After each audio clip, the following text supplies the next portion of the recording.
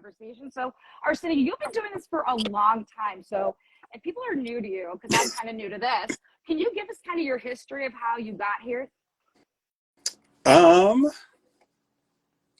Like on IG in general? Just sure. Let's keep it IG because we just announced this thing. Because I know that's not you're not just an IG person. You are everything. No. You've got a whole other set of credentials that we'll go through and we're going to promote and talk. Because I mean, hello, over 100 copies sold. I mean, that's incredible. We're going to highlight that. So let's talk IG first because you told because a funny comment you made when I jumped on the open mic that went to like it seemed like 4 a.m. Mm-hmm. You're like, talk to me in a couple. I've been doing this for a couple of years. Talk to me when you keep doing these 4-hour open mics. So how did this all come together? How did you get involved in this? Because you have. I gotta say it. And I gotta shut up. I told you to tell me to stop talking at you, but your show on Saturday was so incredible. I could not tear myself away to pop out of Valerie's because it just kept going and going and going. Yeah. So let's talk about the history. I will say that show was, man, probably one of the more powerful. And we've had some really, really powerful shows. I mean, like right up there with that one. That's probably definitely like at least top 3, top 5, where, you know, just what was shared and, you know, but anywho. Backtrack. Well, Rainer, I know Rainer, you were at that show too, correct? Yeah. Like I know you could absolutely agree. I gotta say her name real quick, but Queen Liberati, she really just performed something so incredibly powerful. And I mean, ever since that, I always put something in her inbox because I just love talking to her because she's just incredible. So again, incredible connections are made through this. It's kind of a renaissance period, perhaps. So give us the dirty details of how this happened. So I actually got like pointed to Instagram through Clubhouse. So that was kind of my start back into poetry, which was maybe 2 years ago now. So prior to that, I was on a hiatus. I hadn't written in a while and performed even longer. I mean, like 5 to 10 years, somewhere in between there, that I was, you know, really on and off with poetry. And then in 2020, my mother passed away from COVID. And for me, I really wanted to find something that would pay tribute to her life. So, you know, I tried to do something that I know she loved and really supported that I did. And one of those things was poetry. The other one was theater, but you know, I feel like I kind of combined the two by doing spoken word anyway. So I, you know, my sister, I was telling her about it, like, oh man, I want to get back into it. And she's like, well, there's this app, Clubhouse, you know, it'd be a good way to start, get yourself out there a bit. And there was like this writing group that we would do. And so that segued into me doing open mics. And then I was like, hey guys, I really want to push myself. Like, what social media platform is kind of best to start with? And they're like, well, Instagram is. I'm like, okay. So, you know, I really planned it out. This I've never told anybody. So here's your exclusive. So before I got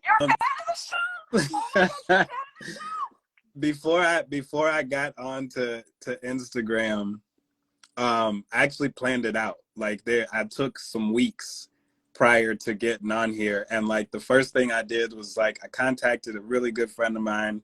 Him and his wife do photography. I'm like, hey, I need some headshots done. Like, I'm going to start doing poetry, but I want it to be like serious. I want to be professional. So like we went out and it was like freezing cold because it was like the winter time. Because I got on Instagram, I think in like February of 2021.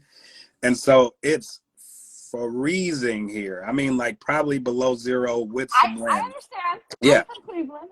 It was nasty. It's cold. Yeah. So we lake effect. I get lake effect, so I understand. We took the headshots and I was like, I want to make sure I got like a video or something. And so like I made like my first voiceover video. It's still on here. It's still on my page. It's hundreds of posts down, but if you get to it, I think it's a gem. It's called With an Angel. Beautiful story about me getting my heart broken. And so So yeah, that was the start. And then I connected with like some people that I knew from Clubhouse. And when I would see them go on lives, I would just pop on, and then I started to save them and blah, blah, blah, blah, blah. I'm here now. Well, I Wow. think Go ahead. um, I think not only are you here, I think you bring a lot to the community. And Angela brought in that comment about the show. Mm-hmm. One of the beautiful things that I think, number one, it took Queen Liberati a lot of strength to really open up and show her vulnerability. But there's also the other side to that coin is the very fact that you make people so comfortable to do Mm-hmm. that in the show, and that's the credit to you, Arsenio. I think that's it's fine for me to want to be vulnerable, but I got to be very comfortable in the environment that I'm to do that. And I think and we're talking about a public stage, but having Mm-hmm. you to give that strength really is a credit to you and what you do for this community and the people. Well, and so, kind of tying into the origin stories and stuff. So with that show, I had hopped on to JC's show one time. I was following another poet from Clubhouse that I knew was in there, and I was like, yo, like she's got like a lot of energy. It's a dope vibe. Mm-hmm. And so this is the funny part, me and her still laugh about it. So I came onto the show, I did a poem, and well, no, I don't even know if I did a poem. I was just commenting in the comments, and I was like, she's like, yeah, you should come on next week. And guess what the topic was? Deep thoughts. And so Don't even. Rainier. I BS that is the craziest thing ever. And so I Oh went my on God. and I got Poet of the Week that week. And then like I just kept going. And then one day JC messaged me and was talking about like expanding the platform. And she's like, I think you would be, a good host. And so, we just started brainstorming. I was like, we can call it like Sensational Saturdays. And she's like, oh yeah, I love that. And I was like, and even when I first started my show, I would have a bottle of wine like every show. And so like by the end of the show, I was fucking out of there. I was gone. Oh my gosh. That's awesome. But it was such a fun show, and like other people would have like theirs, and I would do like dad jokes sometimes, or like compliments, or just like random facts I would do after every poet. And it was a lot of fun. But I'm really grateful that she saw that in me. She saw something in me, like just off the few interactions that we had on screen, because we didn't talk a whole lot behind That's incredible. the scenes just yet. But I get that. yeah, man, it's been beautiful. That's actually how Andy and I have been too, because he was drawn in just from a post, and since then we've grown to be like family, pushing each other through this and pushing each other through life at the same time. What I wanted to say too is your show, I hope this show, Rainer, and a lot of Origin of Thoughts, Variety's humanizing. What I tend to see out of not just the energy, the fun, and also creating that vibe where people can be vulnerable, can talk about their stuff, either if it's dark and depressing and nasty or real, or if it's like something erotic and pleasurable that they want to go and explore that too. So like having that kind of space where people do that is great. Yeah. And I think what the point I was trying to make is that these shows are successful because it doesn't feel like it's an energy where it's just say your thing and get the fuck out. People want to stay, and that's why people keep staying.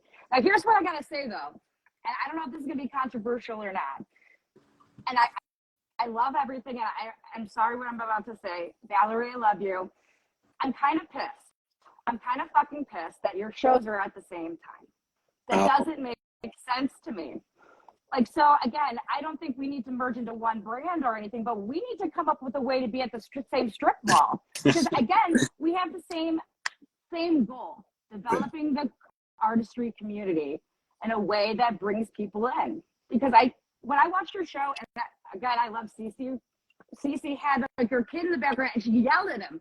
It was like fucking entertaining. Like kids watch stupid shit like that all the time. Like people's families and it was entertaining. It was real, and people want to see that. There's something really live that came up through that performance, that whole thing on Saturday. It just makes me bonkers that we are not working in a smarter way because we all have the same vision. Rainer, what are your thoughts on that? Yes, it is a challenge. Like for me on a Sunday morning, especially, which is my Sunday, your Saturday, I usually play golf and I get back just in time to get onto one, if not both, but to try and get onto both, and both have a long list. So that the weeks that it is a challenge, but I also understand because that is a very popular spot, especially for most people. And look, I guess for the most people would jump from one show to the other and support both, which is good. But the drawback is some of the conversations we miss, or great poets, because there's great poets reading on both platforms. Well, guess what, Rainer? Guess what, Arsenio? I have an idea, but we're not going to talk about that idea right now because that's not what we're here for. Well, we just did a joint show with Valerie though, so yeah, and that's definitely something that's a possibility again though. So again, what I wanted to say is because again we have different types of shows. There's the open mic, there's the interview, there's the again like we're gonna have partners read off and then also discuss things. We got to be smart about it, and also true. We don't want to do 4-hour lives. You know what I mean? So like 2 hours to somebody else. They're a lot. And because then we'll have this, because again, the vibe and the energy and the reality that's happening, the connections that are happening in all of the shows, this included, we're cutting our audience in thirds instead of coming all together. And we can rotate in and out. We don't have to lose our brand. We don't have to lose our identity. And again, well, we can have shows at the same time. But here's the thing. Here's the thing though. It's different crowds. There are people on my show who never go to Valerie's show. There are people on Valerie's show who never come to my show. You know, they don't, a lot of people don't necessarily like to intersect, you know, and sorry to cut you off. I've been to both shows. It's the same energy. It's the same reality. They're the same conversations. They're similar. They're not the same. No. There are definitely open mics that are specific to a certain topic or a certain theme, and those are unique. I'm just saying the general open mic, it's an opportunity. I guess it's open, but it comes down to people's comfort, though. You know, like so here's let's just put this out here. So unfortunately, you have two different worlds when it comes to poetry. You have the spoken word community where it's more performance-based poetry, and you have more of the strictly writers where, you know, they're focusing more just on the writing and not, a lot of them don't even perform. And so the two spaces don't work together at this point. They could, they should, it would be great, but they don't. There are just some people who are more comfortable outside of the spoken word space. And there are some people in the spoken word who are bored by, you know, the DM reads and the stuff like that. Not saying Valerie's show is boring or anything, but that's the dynamic you have. And like, it's not like we're necessarily separated because there's a lot of people that intermingle. You know, Gemini does. Definitely. You guys do. Like, we all go back and forth, and there'll always be people like that. But there's also people who they just like what they like. And so if we tried to do one show, it would be too difficult. The crowds are too big. I'm not saying that. That's I think you misunderstood what I'm trying to say. It wouldn't necessarily be merged into one show. It would just pick better times. Don't do it at the same time if possible. If it's the same type of show. But it's not the same type of show. I know.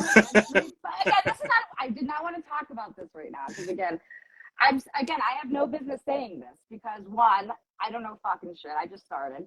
Two, I haven't been through the history of it. And Andy already talked to me. He's like, I've been through this. You don't know it. You don't understand, Angela. I've been around for a long time. I've seen things change. But here's the thing. Here's the thing though. Like I get what you're getting at though. You know, like you are about community. You are about being in unison, like us being on one accord. Right. And I get that. And we are. That's the thing. It's like behind the scenes, Valerie and I talked, like we literally have a pact that whoever finishes their show first will reserve space for the other person to come over. So like, you know, it's not like there's a separation of sorts, you know. I think we can both work. I love that there are the two shows because it does give variety. And if you've been to my show, you know I encourage people to go over to Valerie's show. Absolutely. And she does the same. She does the That's same. what I'm saying. So you guys are working together. I'm wondering, can we work even more together? But again, I'm not saying anything. And it's in the it. process. I'm It's in the process. Again, everybody wants Yeah. to, can I be honest? Origin of Thought, and again, this, I don't want to do this. Origin of Thought keeps making all these incredible like shows now all of a sudden. Every day it's happening, and now I feel like me and Andy are kind of like pushed off to the side because we niched ourselves into this little box. But again, I don't think so. I think you guys are making your own way. The thing we're with exhausted. it's difficult. It is difficult. That's why, you know, I tell you I tell people it's not easy being up there and being consistent because life happens, or sometimes you're just simply not in the mood to get on camera. I completely understand it. But I think that's kind of Valerie's recipe with Origin of Thought is we have tons of show hosts so that we constantly have something going. And if somebody can't do nothing, then it's only maybe a day or two in between before you guys get something else. So that's great. But that's difficult. I don't think that we can't have both. I just don't think that we can't have both. But again, I have no business saying anything. And if I want to honor a comment that Stephanie, Gemini Fox Poetry said that, you know, she said that you would never get a certain kind of poetry in that certain show, and that's fine. That you and again, we can have pop-up performances that are specifically designed for specific types of poetry. But I got to tell you, and this gentleman is in the audience today, so I hope he is okay with this. But I happen to pop onto one of Origin of Thought, and this gentleman wrote a science piece, and it has a lot of incredible biology terminology in it. And it's also about injustice. And I asked him if I could have this poem for class, and we've been communicating. I'm going to get him on the show, but again, if I hadn't happened to accidentally get into this show by accident, I would have missed this. And this is such an incredible connection for me in my real life. Right. To give an opportunity. I teach biology. I teach students who will really respond to this, and I just think it's fucking incredible that I got a chance to see that. And if people can actually see that, you only know what you know and what you're exposed to. But again, I want to honor, you can only give what you're comfortable for. And I'm not saying you should do anything you're not comfortable with. But people are missing some great stuff because they just don't know it's fucking out here. But there's replays too. So I don't have time for replays, dude. I got a fucking life. So I got a family. That's a you thing though. So but that's why they make them, is so, you know, like, and this happens because people miss my show and then they'll watch it and tap in with me later in the week and be like, hey, I caught the show, like it was a really good show, blah blah blah blah blah, and we, you know, maybe speak on some things. But I mean it would be nice, but you know, everybody's availability just won't work that way. Like honestly, I'm a full-time dad, you know, I work full-time, and, you know, I do a lot outside of the virtual realm too. So literally, I don't really have another day of the week where I could host or time, because it's helpful for me to be later. That way my kids have had dinner, they've taken their baths and stuff for the night. I can make sure they're good. And then I can do something because I know they won't need me for anything. They can entertain themselves until bedtime. So that's why mine is set for that. Like literally nothing else is going to work. And I love having my Sundays reserved to myself, because at this point, that's literally the only day where I'm not doing something. And so I know that's why I picked the time that I picked. So if I couldn't do that time, then there would be no Sensational Saturday with me. Absolutely. And again, I hope I didn't misspeak to anybody in the audience or yourself or Rainer. I definitely want to move on from this topic, and I hate that we spend so much time on it. It is two different crowds and two different things. And the other thing, that 10 o'clock as you said, you rightly said, the kids are in bed, and Val's got the same thing with her grandkids and other people with young kids, and then they can sit back on a Saturday night. The kids are in bed, you can't go out, so enjoy and then pick what you like. Now, that's an interesting point, what you mentioned about kids. You do a lot on this, so how do you manage that time, especially with young kids when they're dependent on you so much? First off, a credit to you, but how do you manage that time? I mean, for me, it's like I'm busy, but I know the pockets where I have time. You know, obviously bedtime is great, which is why you won't see me on a live before like 8 or 9 p.m. a lot of the time. Like with the exception being, you know, obviously Poetry Club when we start at like what, 6 my time. So, you know, there is that, but it's like, and my kids are starting to get a little older. So I got older ones. My daughter's 13, so she's really good at helping me out when she's around, and they're peaceful. Like I'll be honest, I am blessed to say that, you know, I have really well-behaved kids. And you know, so usually once I get that stuff out of the way, because, you know, if they're not fed, they're gonna come up, Dad, I'm hungry. Dad, can we eat something? Dad, okay, just so feed them before. Like literally, if I'm ever late for my show, more times than not, it's because I fed them, but then I forgot I didn't feed myself. So then I have to get myself something to eat. But I know these packets, and then like at this point, my kids understand this world for me, you know?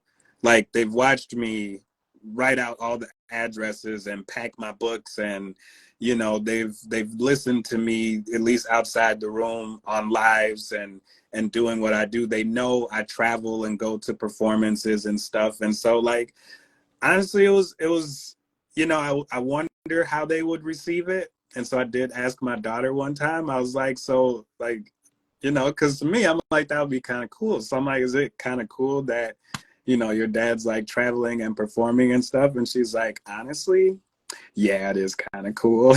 I was like, so that's a real beautiful affirmation for me, you know. And for me, I always tell my kids, it's like, because you guys know I work a regular job and then I do the poetry. And so I tell them, I was like, I want you to look at my situation and realize you don't have to limit yourself. Like just because you're in school and they're telling you to pick a degree, a career, it doesn't necessarily mean that's all you have to do. Like whatever you want, put it on the list, do everything. Why not? Why not? Because, you know, who I would have never thought, if I was in my 20s thinking like, hey, when you get in your 30s, you're really going to try to make something out of poetry, I'd have been like, you're full of shit. Don't talk to me anymore. Like, but now it's just like, I don't feel like I have limits. I feel like I can literally do anything. And so I want to do that. And, you know, my kids are very nice about it. And I make sure to spend a lot of time with them, you know, watch movies, take them out to eat, you know, go to the parks and stuff. So we spend a lot of time, but And yeah. I think that's really critical too, right? Number one, it's a compliment to your children that they think beyond themselves. They think about you as a parent. Sometimes as parents, you become full-time and just as full-time. The other thing that I start. good Oh, is that start. uh, the other thing that is important is while they come out of their passions, for us to constantly remind ourselves to give them, besides tending to their physical needs, to giving them that love, that time, that you know, and that's important. And I think you're doing that really well. You know, so, Rainer, I'm sorry to cut you off, but you brought up something that was very powerful for me that also I think Arsenio really showcased, but that's been a struggle for me personally. Mm-hmm.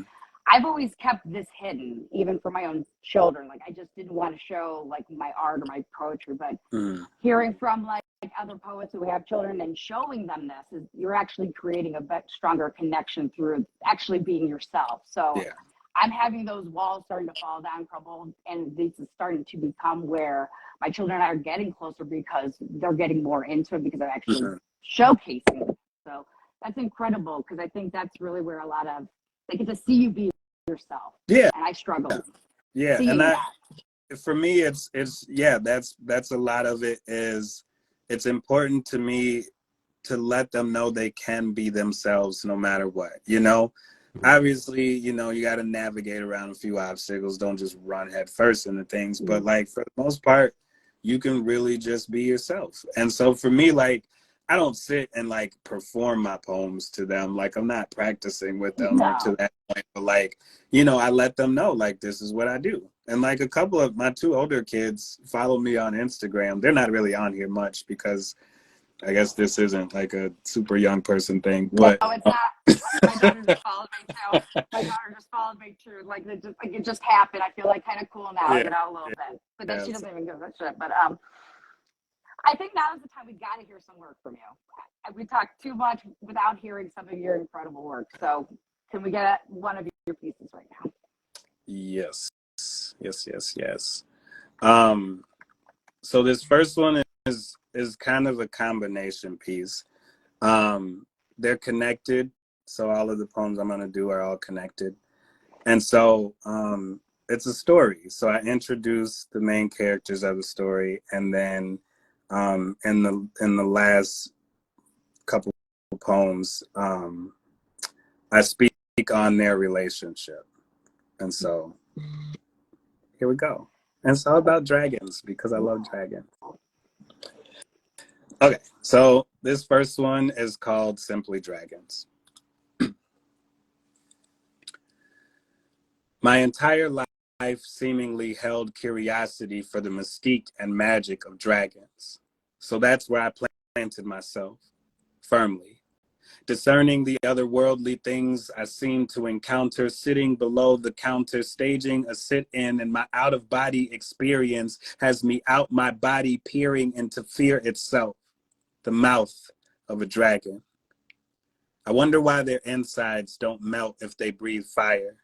And my insides are cold, so maybe my words cold like ice, and that's why I think my heart stopped beating like the landing wings of a dragon, and it sat right next to me, spoke in low tones because this depression song was sung by tenors and bass. It's loud like the dragon's roar. I said goodbye to you on the phone and meant it.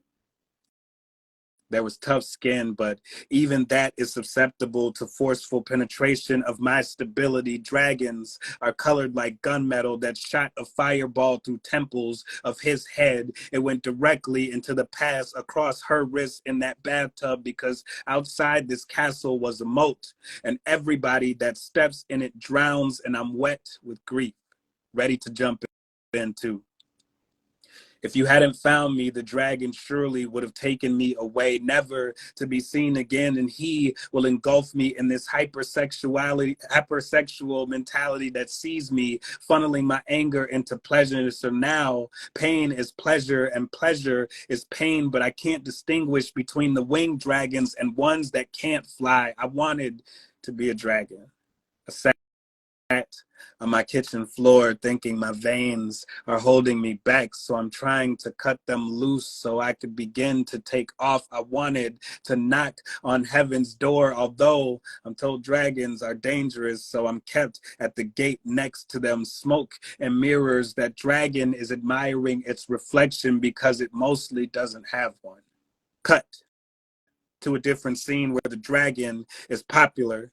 Cut to another scene where she hid the knives and I found them and hid my own. She never sharpened them, so the feeling was dull. Cut to another scene where we rewind the cutting to make more cuts. Cut to the scene where the pills made it through my body. The dragons fed me more, so I flushed it down the toilet. Cut to another scene where dragons got to me first and I was transformed, trying to look beautiful because I'm headed towards suicide, and they really make you look good when you die. We've done so many cuts that the film is bleeding biographies, and that's plural because those nightmares wouldn't stop coming. So I accepted my fate, mounting the dragon for us to go away because it's easier to deal at a distance. I breathe fire and burn the people around me because pushing isn't sufficient enough. I curl into a ball because there's something artistic about a dragon that dies but still can't stop the pain. And we know that his pain is connected to her. winged dragons. She gazed at me with her eyes, the material of black diamond dragon hearts. Her hair was dark as phoenix ashes until it became ablaze. Flames warmed her skin as the tips of her hair brushed her shoulders. Radiant brilliance, resilience. I watched her dragon scales weigh out her burdens. Sometimes dragons have arms long enough to grab things and hold on to them naturally. She attached herself to hearts because the beat, like rhythms in love making, her movements grace her breath. Though fiery is sweet, like cinnamon sugar, I taste her smile through my eyes, and it's the closest I'll ever get to a star. Dragons lend their trust and loyalty to those they become fond of, so I watch as she spreads her beautiful wings while her toes tap air. She's dancing on the sky like wind chimes, making music with her movements. She intertwined like hands into where her pleasure is nesting. To kiss the lips of this mystical dragon is to taste infernos of faith. I watched her stand tall with her beliefs in hand like commandments, only to be slayed by the first night to approach and fear her beauty to be witchcraft. She's torn, bearing her knees to the ground, exposing her wings as broken like high school hearts beat against percussion instruments, finger her like notes on saxophones. Her roar is mighty as whispers from God's scriptures of how she had to be an anomaly to be so sweet yet ferocious with wings to fly. She is the epitome of an air sign, reaching out her claws. They figure her to be scarier than she appeared. Dragons are considered monsters, and sometimes she sees it too, but then flames of insecurity build up in her chest. She opens up her mouth and exhales the negativity, but it hurts enough on the way out to leave its impact somewhere in her heart. Winged dragons are beautiful, precious, majestic, magic, mythical, and just everything. She must be protected at all costs. A phoenix never has to rise from the ashes if we don't set fire to them. Rainer, thank goodness Andy isn't here, because he would be saying your least loved phrase by him, where he throws his pen in the air and he gives up poetry and he will never write again.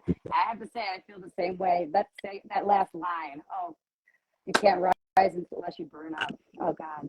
Hey, Rainer, go ahead. The lines throughout that piece are amazing, and it gives that insight into the dragon. But more so, I loved how it related to on a personal level as well, that most people can relate to, whether you were into dragons or not, because it aligned to life.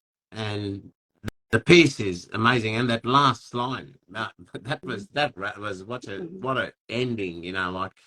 You don't have to rise if no one sets fire to it, right? That's the Phoenix. Ranger, I don't want to sound like this, but I don't feel like I did anything good enough to deserve this, to have that sort of come out like that. I got to be honest, because again, you have won a lot of spoken word competitions. Can you talk about that? Oh, I mean, I've won a lot, but I've competed. Yeah, I've competed a fair amount. Midday Thought? Yeah. Midday Thought, you had a lot of accolades, dude. So talk about it. How does one compete? How do you prepare for that? What's the difference? So again, like my background is in theater.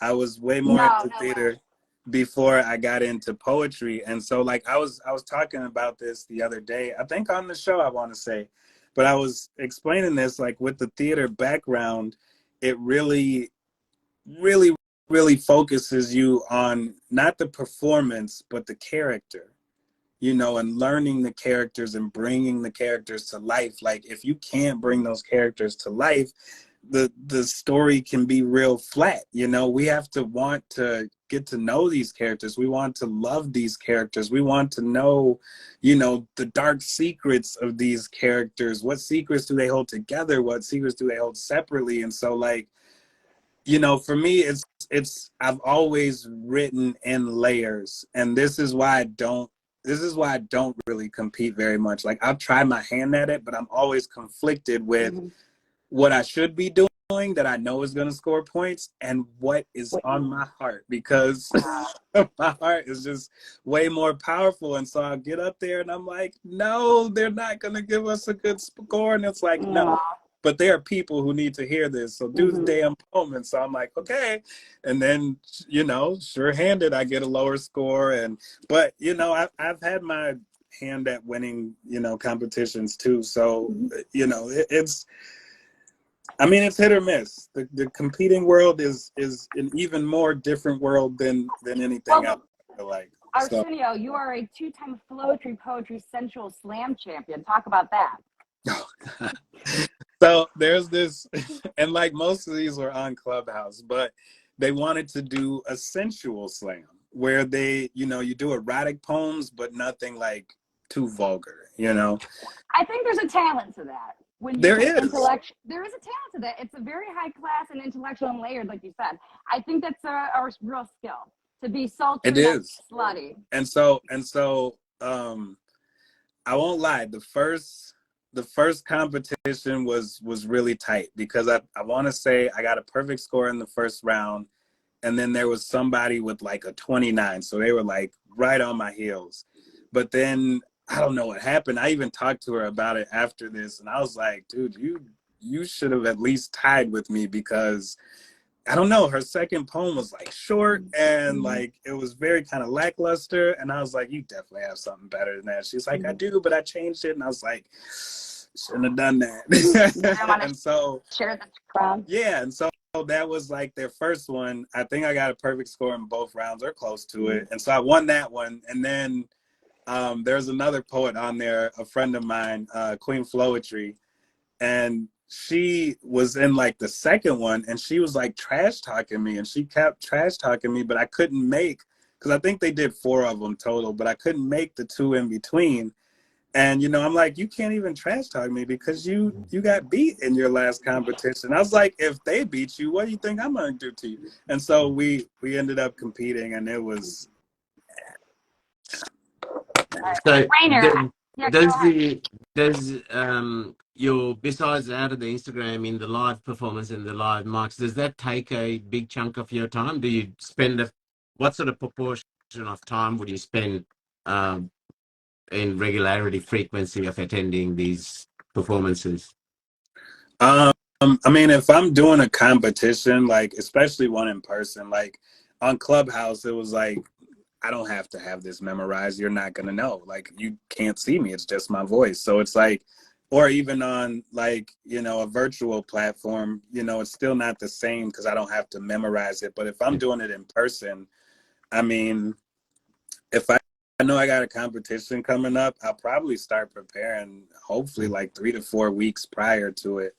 And that's like memorizing my poem. And then once I memorize it, like I do my poems all the time. Like there's so many times where I'm just in my car and like something's in my head's like, okay, run through them. And so I'll stop my music and I'll just be performing my poem in the car, like full performance too, like loud. Yeah. And so I don't know, for like any performance, I like to allow myself at least like a month's worth of time. And then like the last maybe like 2 weeks are really like, you know, fine tuning. That's me like going over the pieces, making sure the words are lining up, because I see it in my head how I see it on my screen. And so if there's something missing off of there, I know it. I just can't always make out what it is in my memory. And then I'll backtrack and I'll be like, okay. And then I have to repeat it like 10 times so I get it, you know, stuck in there. But yeah, at least a few weeks so I can memorize it and then time, I you know. think that speaks to your professionalism again, and also more credit, having to juggle that again with kids. That's not easy either. So real credit to you on all that, Arsenio. Now, Rainer, I want Rainer real quick. I want to ask you, Rainer, have you done poetry where you perform where you've memorized poetry before or anything like that? That's just not your style? No. Because I had a quick question for Arsenio. Do you have any tricks for how do you memorize it other than just going it over? No, do it over and over and over. Like I have me that I've done, because I don't have any poems memorized, but I have a biology rep that I'm not going to do. But I had to memorize it forwards, and then I memorized it backwards. That works too. Yeah. So Rainer, I also Rainer. Everybody in the chat is like, Rainer, talk. I'm sorry, Rainer. You know, Andy yells at me by now, so you got to stop being so polite to me and say, like, put on the brakes. Come on. We're here to learn all about Arsenio, right? So I'm happy to give him as much space to talk. But I have got a question for you, Arsenio, where I can leverage some of your experience. You're probably going to kill me for this question later, but I've got to do it because there's another young lady who's who's actually waiting for me to ask this question. Now, I'm starting out here, and I'm doing this thing with Stephanie Fox on a Friday and all that. And so I'm looking for ideas to make my shows different to give people. And I was informed that you have experimented quite a bit on your shows, and some topics of coconut oil and tasers and all this came, and I just want to know a bit more about that.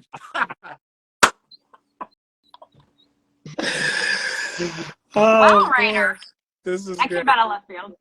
This is great. Okay, so here we go.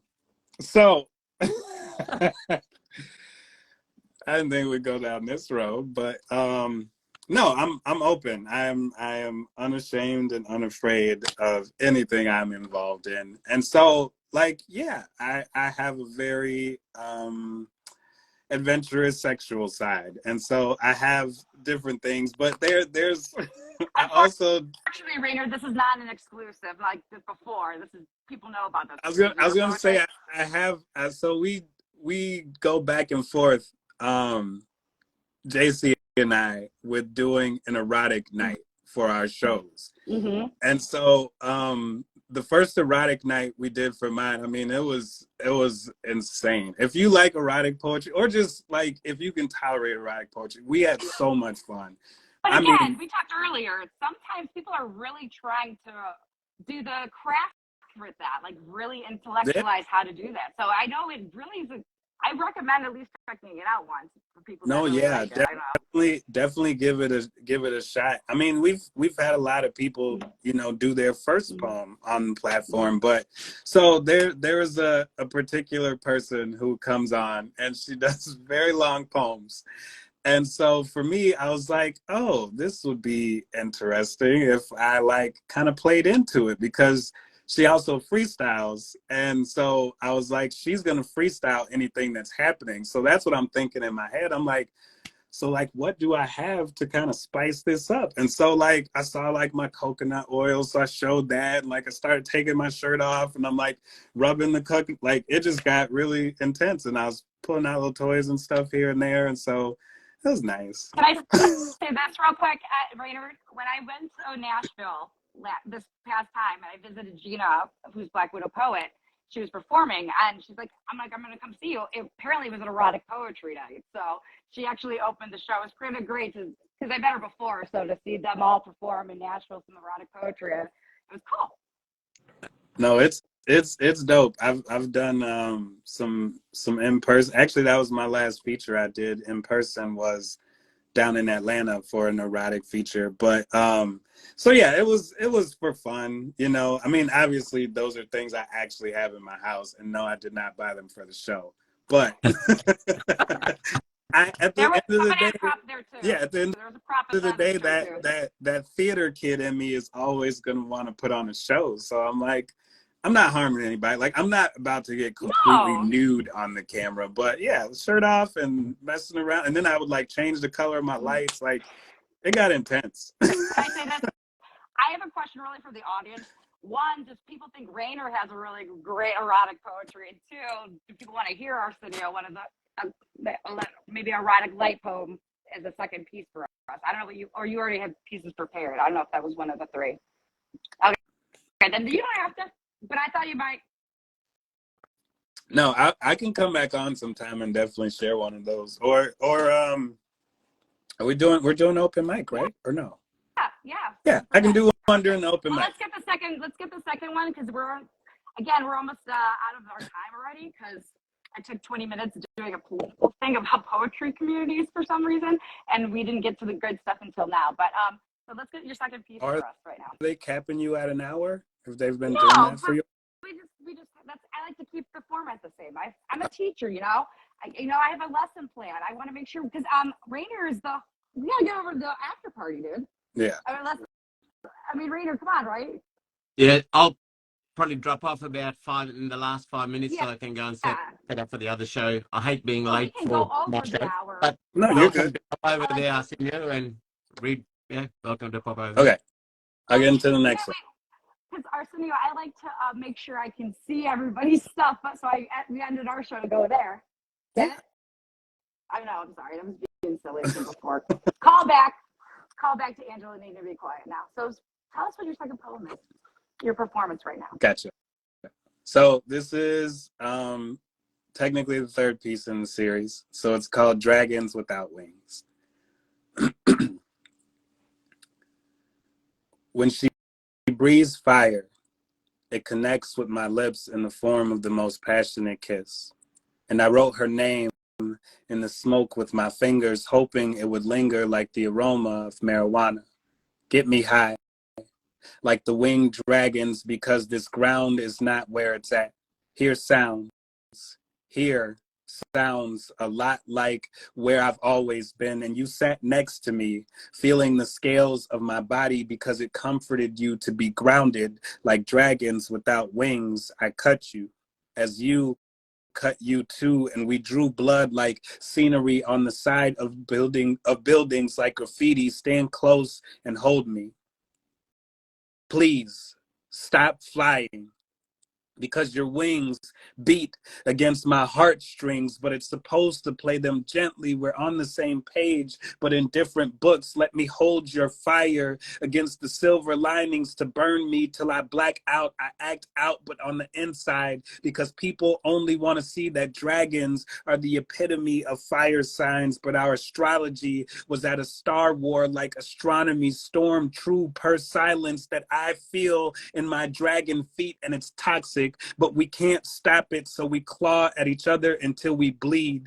And it mixes with the tears on our cheeks, compounded between the love. It's an explosion of chemistry. You're an entity, a deity, supreme goddess divine, and your wings spread of energy. I watch you fly, and it makes me smile, knowing at least one of us could be one with the sky. But did you get closer to heaven than you did with me?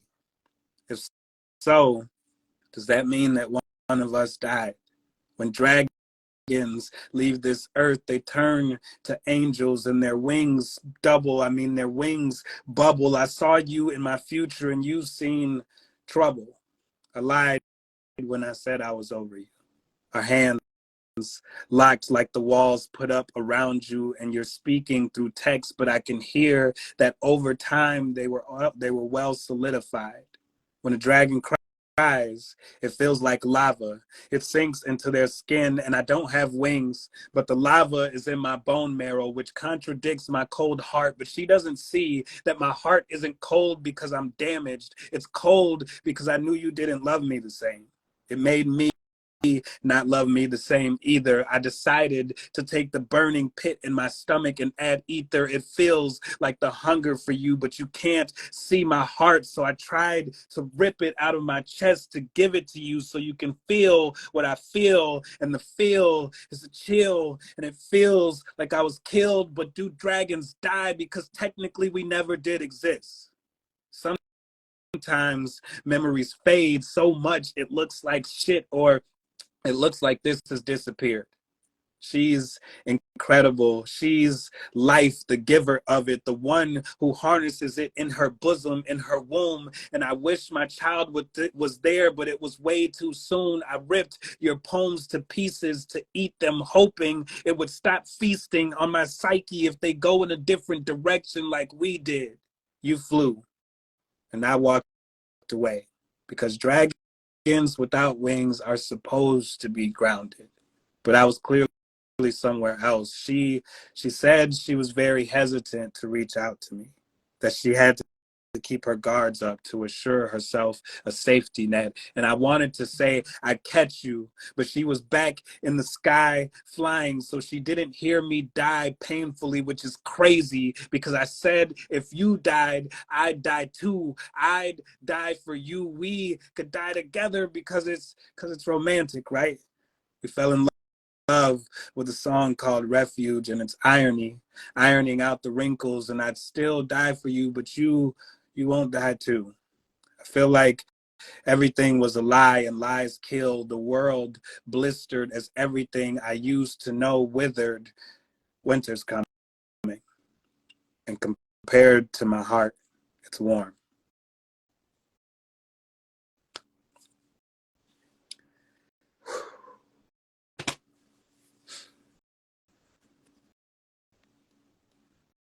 Rainer, you're muted. I tried to be quiet this whole time. Rainer, go ahead, you're muted. Sorry, I tried to be quiet, man. I tried so hard. sorry. I would love to read each of them in sequence. I think it's just a beautiful narrative collectively, the whole picture. Yeah.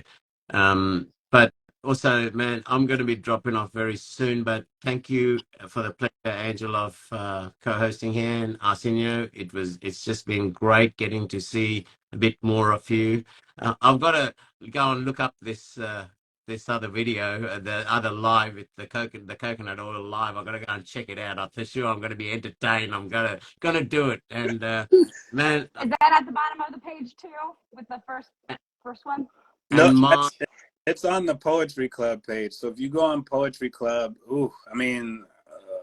I can't remember exactly. I want to say we did it in February, and the one I did before that, I don't remember. There was another one I did before that, but both of them, I think I end up breaking into the performance. So before I go, I really want to congratulate you. Like, I'm a parent as well. I've been through that journey. My young man's 26. I've been through that journey and absolutely admire and compliment you on how you divide and balance your time for your passions, but not jerking the love and the time for your own children. Man, that's incredible. And leading it too. You're also leading the way. You're showing that you're showcasing how to bring people into it. Like you're leading it. So besides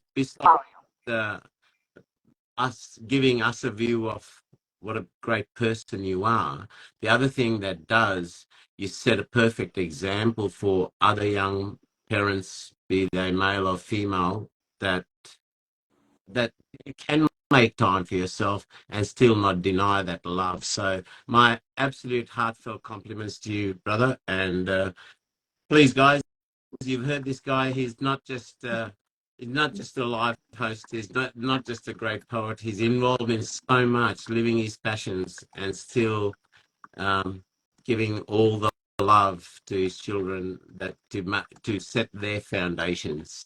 So my absolute congratulations on you, and it's a pleasure and a privilege on my part to have crossed with yours. I'm honored. Thank you. Absolutely. Go ahead if you want to say goodbye to Rainer, but I'm going to tell everybody, don't leave just yet. We're going to talk for a few more minutes. Rainer's just getting set up. He's going to get his little shop going for the open mic, which we'll head over very soon. But we still have like about 5 more minutes, so I don't want to cut everybody off. So go ahead and say goodbye to Rainer because you were saying something. I was saying thank you. And I appreciate you being here. I didn't know you were going to be here, but it was a great surprise. Just a replacement. Shuffle the cards. You never know with Unraveled Influence. You never know what's going to happen with us. You know, we just do crazy shit all the time. I love it. But again, we miss Andy, and Andy, if you make it back in time to get to the open mic, we'll definitely see you there. Because now I got to do double shift, Rainer. I got to pull my second host duties. I don't have this break this time. There you go. I kind of like my hour-and-a-half break I got because I'm going to 2 a.m. because everybody wants to chat with us. So go get shot ready. Those people can get to know more about this man, the machine, the beast. Get to know more about him. He's multi-talented, folks. Thank you. Appreciate you. Yeah. So I know, Arsenio, you did prepare one more piece for us to end, and so we'll probably end our show with you reading that, and we'll just pop right over to the open mic. So If you guys still are with us, please don't leave because I know Arsen is going to give us another exclusive. Just what's next for you? Oh, in general? Do you have any plans for the future, or are you just kind of happy where things are and you're just happy with the balance, or you got another book in line? Oh, can you talk about the book? I'm always, you never talked about your book. Yeah, I'm always working on stuff. So I got my first publication, boom, boom, boom. And then at least my second one is in the thought process. I love that. That's how all my stuff is. I got thousands of things in the I know process. exactly what I'm going to do. I have all the material for it. Mm-hmm. But I'm focusing on this one for this year. So that's Prophecies from My Heart. 2 years, just about two and a half years for it to come to fruition. A lot of ups and downs, but well worth the blood, sweat, the tears, the fears, the anxiety, all that good stuff. Can you talk about the response you got? Because you got an overwhelming amount of, because actually what kind of clued me into you is you started saying, hey, anybody who bought my book, will you send me a picture? Because you were doing something. Can you talk about that whole little art project, that was really cool. I just missed that. Since I've had this page, every once in a while, I like to post just like a thank you for all of the people that are, supporting me. And so, this book was big. And that's not to say people who like either haven't been able to buy it, against them, you get it when you get it. I don't feel a type of way any way it goes. But for me, it was just people like, reached out.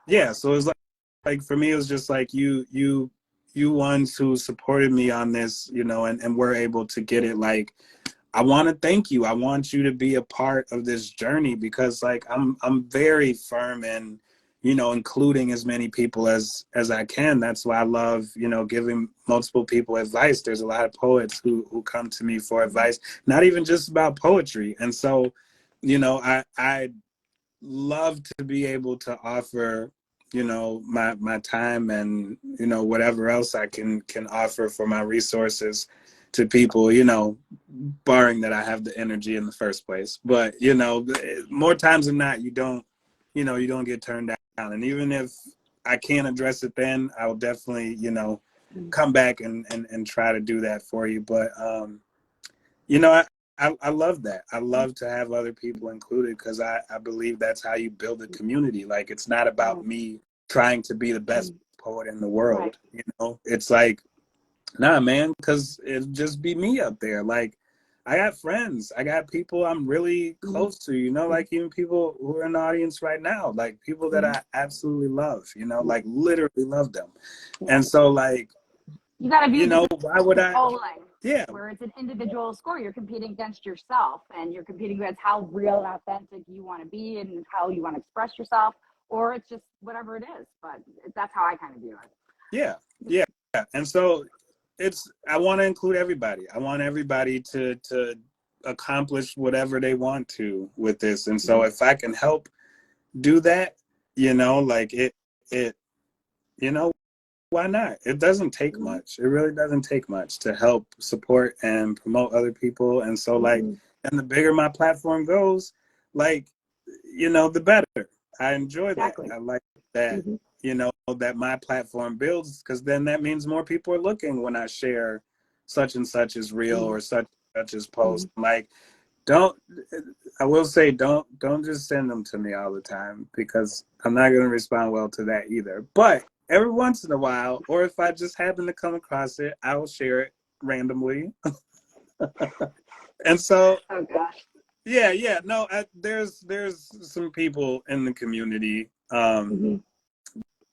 that send me a lot of stuff, and I'm happy for you that you're creating a lot of content, but I get a lot of these a day from multiple people. I don't have the time for it. It's the unwritten rules. It's kind of like if you're in a school versus if you're in a bank, if you're at the park, you have different unwritten rules, like courtesy. Like, I try not to flood people's DMs with like the lives all the time, but I still have to promote to let people know we're on, So when I got 3 of the same lives, here's the way I look at it though, because you know, there was a point, like when I first started jumping on lives, I would get on and I would send it to Yeah. a bunch of people. And then every once in a while I would forget because I was just so in my mode. And what I started realizing is people are going to show up. Like, no, you know, people are going to show up. The real people who are going to support you are going to show up. Because what I realized is some of the people I was inviting, yeah, they would come, but then they wouldn't stay. Exactly. That's what I'm saying. You guys are developing content. People are Yeah. going to the show because they want to not just read their poem, they want to engage with what you are doing because of who you are and your personality. Because, like you said, you're here to build the bridge. Like Andy and I are trying to. I'm not really yet ready to put my shit out there yet. I'm trying to get the road so we can all do it. So I think that's why people respond really well to you, plus of the talent. So we're going to go ahead and do the last piece. And I want to honor Rainer, who is so kind to be my co-host.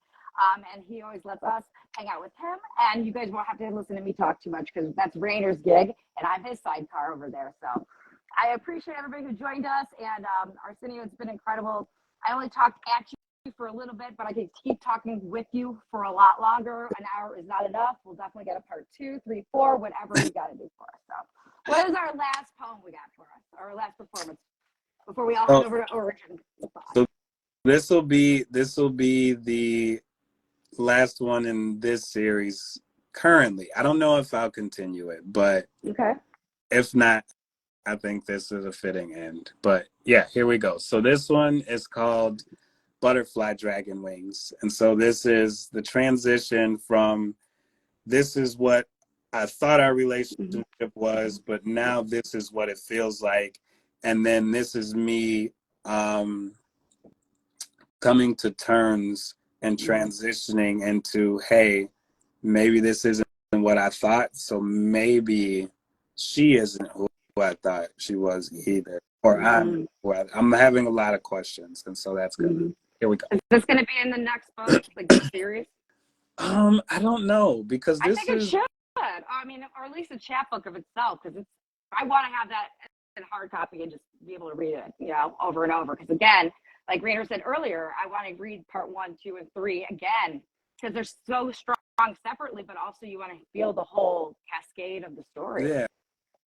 I'll think about it because they're long poems too. So, okay, here we go. So this is called Butterfly Dragon Wings. Souls lack pigmentation, so they take on the form of hypotheticals. Butterflies and dragons draw parallels like true colors painted on canvases with fire, and winged designs and pollen are winged things indicators that angels exist. You dance the lines in your palms with direction of my footsteps. We make metronomes jealous because the rhythm we keep is like secrets communicated in love languages. I embrace the fact that I was fluent in yours. Fluid can pour useless, our scores muses are forced into rooms where the only place to sit is a pedestal. It's decorated in love and infatuation. They're juicy like berries, but taste like failure. It's a hard pill to swallow, so we just consume the medicinal uses of sensuality. Maybe that was a sign because sex was unfamiliar, intimacy was intricately injected venomously, symmetry is sedimentary and rocks me slowly to sleep because I let her go, and the butterfly retracted into its cocoon. She fell into depression and woke up in suicide. That phone call chiseled my ice cold soul, my frozen heart just above the fire, signs that I breathe flames onto her trust. Maybe twin flames, maybe flame lit to spark things, but assuredly flames eat butterflies. It tears implications into their wings, burned antenna to body, and you used to be a dragon, but you reincarnated to butterfly. Butterfly hearts are fragile, like the self-perceptions that dragons consume, exhume the way a dragon's mind works. It's mythological. It didn't hold weight in a world where staying grounded is essential. The clouds bore rain, and I tried to cover you, but the umbrella doesn't slow cold winds, so the butterfly swam through snowflakes and donned elusiveness because it's beautiful, even with the scars that just look like linings for tattoos. I don't know if dragons are supposed to have good memories. Every moment with you emotionally was a good movie, moving, moving, moving in circles around you. Ballet music graceful when two winged beings dance. It's a series of twirls, the series of whirls when you showed me how my fire breath looks. It's something like when you see your breath singing on the troposphere. If you won't live, I'll make you. And if you want to die, hold my hand and I'll take you.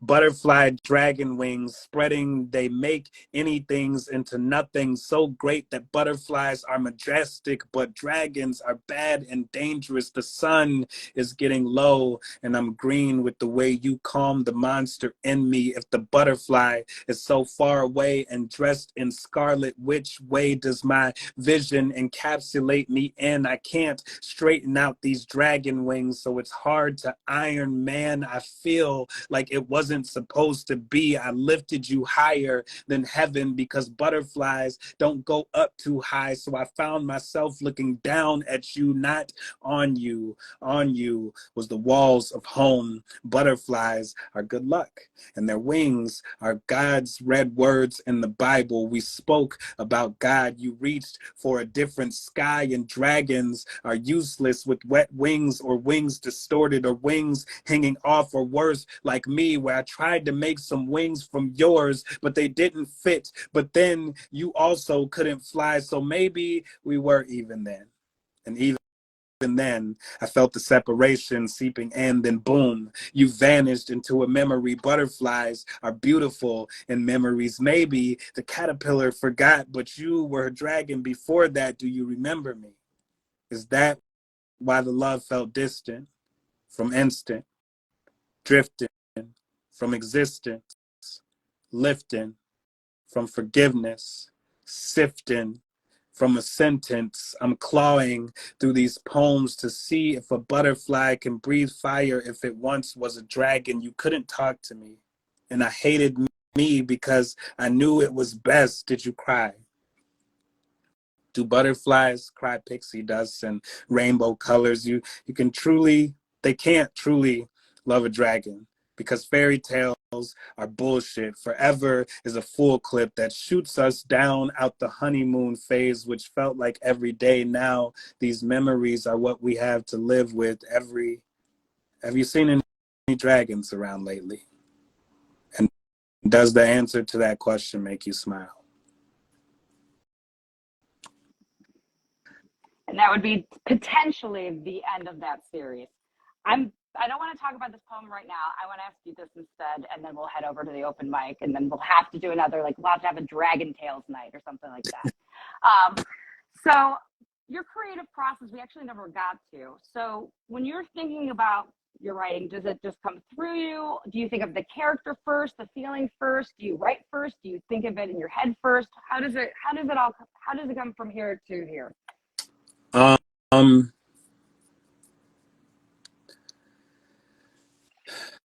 I feel like in a way I conjure the poems, because in my opinion, like I'm a big believer in griots being the first poets that have graced this world, and I believe that their stories are passed down and modernized to us as poets. And so if we are able to kind of tap into the artists that we're supposed to be, I feel like those poems come to you. And for me, it's not like I don't ever really sit down and just say, oh, I'm going to write today. I don't write every day. I don't journal every morning. I don't, type in my phone when I'm on the shitter. I don't do these things. I'm just like, but when when it's I there, get it, I get out. yeah, when it's there, I can feel it. I can feel it in my entire body, and it's ready to come out. And like, I literally get like so filled with energy to the point where I'm like, I am literally about to explode if I don't get this poem out. Like, there are times where I'll get ideas, and sometimes I'll write them down. Sometimes I'll think to myself, you know what? I'm not so sure about this. If it's meant to be, it'll come back. And it does. More times than not, they'll come back around, I think, if I'm meant to write it. And so, I don't know, I feel like that's where it comes from. And then, you know, a lot of it is just the studying and the experience I have with writing. Like, I started off writing battle rap. I went from that to just rapping over beats, and then I went to poetry, and then like throughout that I kept trying to find a way to fuse them, because I realized when I was focusing more on rapping, I was a way better rapper than I was a poet. But then when I really focused into the poetry, I couldn't get as deep with the raps as I did with the poetry. Like, it didn't translate, it didn't go as well over a beat. And so for me, it was like, but I learned different things through all of these. With battle rap, I had to really focus on like the actual writing, because people love the metaphors, they love the punchline, love the series, they love the. There's also like a mathematical formula kind to those things. Yeah, as well. essentially. It's like that, and it's you know, it's like accessorizing Barbie. You know, you're picking all these different things because you know they would fit well. You know they would. So I learned a lot of the intricacies in my writing from battle rap, but then I learned more of my cadence from rapping over beats. But then I got, you know, my vulnerability and my depth from writing poetry. And so in a way, you know, I combine all of those. And so then when these poetry, like these poems are manifested, it comes out and just like this explosion of everything I learned, everything I know, like the schemes. Like in this one, I had the whole thing about the Avengers. I mentioned there's like mostly Avengers in there. And so, you know, it's like, but that's something I learned through battle rap, that I was able to translate into poetry, and it translates well where it's readable, but you can also understand it when I perform it, which is very different. Yeah. It is. I've learned that there's many different types of poets, just like there's different mediums of art. But what I wanted to say before that came through my mind was the whole concept of, the writing is so skilled too. It's just, it's academic almost at the same time. So having the feeling where, again, I actually kind of understand what you're saying with the whole conjuring or feeling it, and there it is, and I got to just let the thoughts out kind of a thing. But how do you actually take something that's like here and really extrapolate? How long is your editing process? Or you don't really have one, it just happens when it happens? Yeah, I don't. So a lot of the times when I write my poems, unless something's way off where I just really don't understand what the hell it means, I don't edit it. Like, I'll usually write it and then I will perform it like almost immediately, you know, because I want to see how it feels from it. Because sometimes I'll write it and I'll be like, you know, this is okay, but it's not some of my better work. And then I'll perform it, I'll be like, you lost your mind. That was amazing. And so, you know, it's just this, I don't know. I love it. I just love this. I'm in love with poetry. And that's why people feel it. And that's why people want to be involved in what you're doing, because the energy is bringing the energy. And that's why people feel safe, because when you love what you do, when you're in your element, there's nothing better than that. Oh, yeah. There's nothing better than seeing somebody in their element. I've seen people in their element. I'm trying to make this my element, but damn, when you see somebody really making their thing, man, damn, it's so good. There's nothing better. And you want people to be in their element. That's the whole goal. And if we show up and we leave, or we don't feel safe to present, or we're not even cued in or supporting each other, then we're going to miss it. So I think this is a good time to end it and say, do you have any final thoughts or anything that you want to say? Is there, because we can end in 2 minutes or whatever. Thank you for having me. I appreciate the opportunity. We had good conversation. We had my poetry. And well, that's the point. That's the point. Yeah, no, this was really great. you. It's been You forget to share your own work sometimes. Yeah, I was because gonna you're say, so yeah, busy I don't. creating the MC vibe, and we've got to hear your work too. You got to promote No, yourself because your work is and fucking great. I love doing features because you know, I feel like sometimes people do want to hear more of my poetry, and so we don't always get that in an open mic. And I don't do poetry on my show because I like it to be focused on whoever's coming on stage. Do you And prefer so, to do it in person though? You're probably more of like an oh, in-person performer versus I mean, virtual. honestly, I love both. I don't have a favorite at this point. Like, there's a different feeling to in To person, me, but the in person because of that's more. I'm in the environment.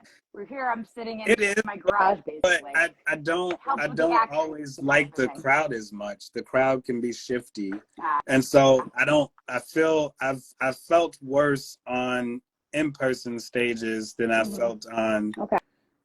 virtual. But yeah, but I like the environment because like everybody, and that's what I feel like. Like I feel like in my mind, when I do Sensational Saturday, I feel like everybody's like either like laying in their bed or sitting on their couch, like in their PJs, eating popcorn or ice cream or something. You're just really enjoying it. Like in my mind, like that's the That's what vibe. I loved about it. I loved it when Yeah. Cece's kid. She's like, "Hey, I loved it. It's real. It's authentic. We're connecting because we're all doing nothing. So let's all hang out." Yeah. No. So that's great. And I think if I'm around more people than I know, then it makes for more of a warm environment. But I mean, there's stages here where like at this point I don't want to go on them anymore because I've been up there, I presented, I get, my little reactions here and there, but then like no one says anything to Right. you. Like I sit there and I even like kind of wait for a bit, Clinical. and It becomes I'll say clinical. hi to people and I'll repost them even on my IG, like I'll record them and post them and tag them but yeah, and then I walk out of there without people saying a word to me. And so I'm just like, I don't want to be here anymore. But, I love the environment that can be created through the virtual because these are people from all over. And if we were all endlessly rich, I'm sure we'd be having a ton of in-person shows with one another. But, so it's there's pluses and minuses, but for me, they kind of equal out at this point.